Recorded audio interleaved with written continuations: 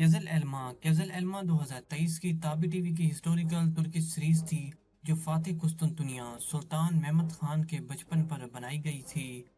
یہ series red apple کے نام سے بھی مشہور ہے۔ دلیلر 2018 کی ترکش ہسٹوریکل وار فکشن فلم تھی جو قسطنطنیہ کے 7 واریر جنہوں نے ولاد دی امپیلر کے خلاف جنگ لڑی تھی ان پر بنائی گئی ہے۔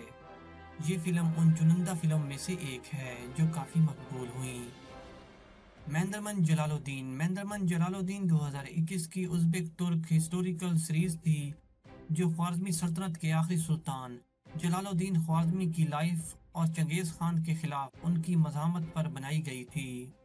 حضرت یوسف 2009 کی ایرانین ٹی وی کی ہسٹوریکل اسلامک بایوگرافیکل سیریز تھی جو حضرت یوسف علیہ السلام یعنی خوابوں والے نبی کے ایمان افروز زندگی پر بنائی گئی تھی۔ ابن سینا 2023 کی تابی پروڈکشن کی Turkish historical biographical Islamic series تھی جو اسلامی سائنسدان ابن سینا کے خوبصورت بچپن پر بنائی گئی تھی۔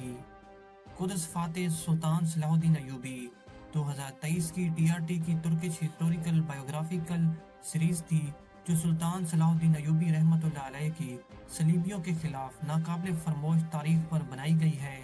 یہ سیریز اردو ڈبڈ میں بھی اویلیبل ہے۔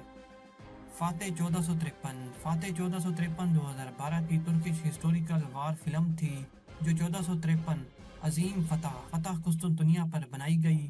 یہ فلم موسٹ فیمس فلم میں سے ایک ہے۔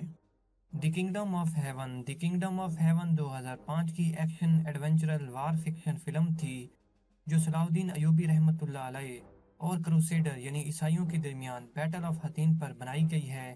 یہ فلم صلاح الدین ایوبی پر بنائی گئی تمام سیریز اور فلموں میں سے کافی فیمس ہے۔